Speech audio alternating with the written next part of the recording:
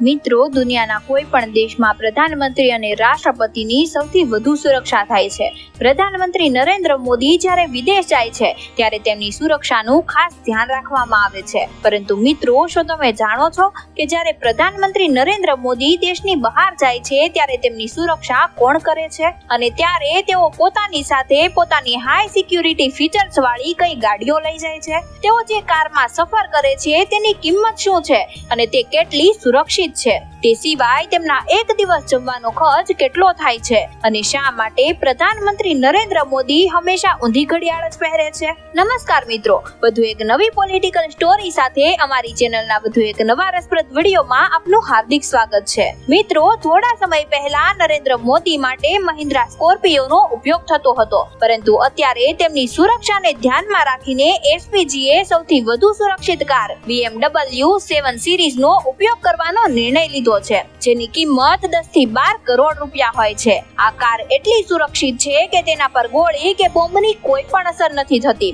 આ car land mine પરથી ચાલી જાય તો પણ તેને કંઈ નથી થતું. પ્રધાનમંત્રી નરેન્દ્ર મોદી જ્યારે પણ વિદેશના પ્રવાસે જાય છે ત્યારે તેની સુરક્ષા ઘણી વધારવામાં આવે છે અને તેમને દેશની બહાર લઈ જવાની જવાબદારી ઇન્ડિયન એરફોર્સની હોય છે. પ્રધાનમંત્રી નરેન્દ્ર મોદી જ્યારે પણ વિદેશ જાય છે ત્યારે તેમની સાથે કેટલાક પ્રાઇવેટ પ્લેન્સ, તેમની સિક્યુરિટી કાર્સ, એસપીજીની એક ટીમ, તેમના પર્સનલ બોડીગાર્ડ્સ, એક સિક્યુરિટી હેલિકોપ્ટર અને જેમર્સ પણ તેમની સાથે જાય છે. જેમર્સ બોમ્બને 100 મીટર દૂરથી પણ ડિફ્યુઝ કરી દે છે. જ્યારે પ્રધાનમંત્રી નરેન્દ્ર મોદીને દેશની બહાર જવાનું હોય છે તેના ઘણા દિવસો પહેલા જ એરપોર્ટની સુરક્ષા વધારવામાં આવે છે અને પ્રધાનમંત્રી નરેન્દ્ર મોદીની ફ્લાઇટના 1 કલાક પહેલા તે આખા વિસ્તારને નો ફ્લાઇંગ ઝોન જાહેર કરી દેવામાં આવે છે. પ્રધાનમંત્રી નરેન્દ્ર મોદી જ્યારે પણ દેશની બહાર જાય ત્યારે તેઓ બોઈંગ 777 અને વીઆઈપી એરક્રાફ્ટમાં સફર કરે છે. તેમાં એક ફુલ્લી લોડેડ કિચન, એક stay room, dressing room, medical room, bathroom અને આર્મેડ રૂમ પણ હોય છે.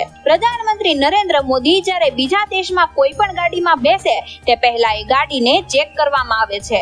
ક્યારેક તેઓ ટૂંકા સ્થળાંતરણ માટે હેલિકોપ્ટરનો પણ ઉપયોગ કરે છે. પ્રધાનમંત્રી નરેન્દ્ર મોદી દરરોજ સવારે 5 વાગે ઉઠે છે અને યોગા કરે છે. પ્રધાનમંત્રી નરેન્દ્ર મોદી ખૂબ જ સાધારણ જીવન જીવે છે. તેઓ સવારના નાસ્તામાં પૌવા અને ઉપમા જેવી ગુજરાતી વાનગી, બપોરે દાળ ભાત અને સાંજે દાળ રોટલી અને ક્યારેક રાજસ્થાની કે ગુજરાતી ભોજન જમવાનું પસંદ કરે છે. તેમનું ભોજન બનાવવાથી લઈને પીરસવા સુધી બધું કામ સુરક્ષાને ધ્યાનમાં રાખીને કરવામાં આવે છે અને તે ભોજનનું ટેસ્ટિંગ કર્યા પછી જ તેમને આપવામાં આવે છે. મિત્રો, હવે સવાલ એ છે કે પ્રધાનમંત્રી નરેન્દ્ર મોદી હંમેશા ઊંધી ઘડિયાળ જ કેમ પહેરે છે? પ્રધાનમંત્રી નરેન્દ્ર મોદી તેમના હાથના કાંડાની નીચેની બાજુ ઘડિયાળ પહેરે છે. પ્રધાનમંત્રી નરેન્દ્ર મોદીનું કહેવું છે કે જ્યારે તેઓ મીટિંગમાં હોય છે ત્યારે તેમને ઘણીવાર એવો અહેસાસ થાય છે કે એકવાર તેમને સમય જોઈ લેવો જોઈએ, પરંતુ કોઈ વ્યક્તિની સામે તેઓ સીધી ઘડિયાળમાં સમય જોવે તો સામેવાળા વ્યક્તિને એવું લાગે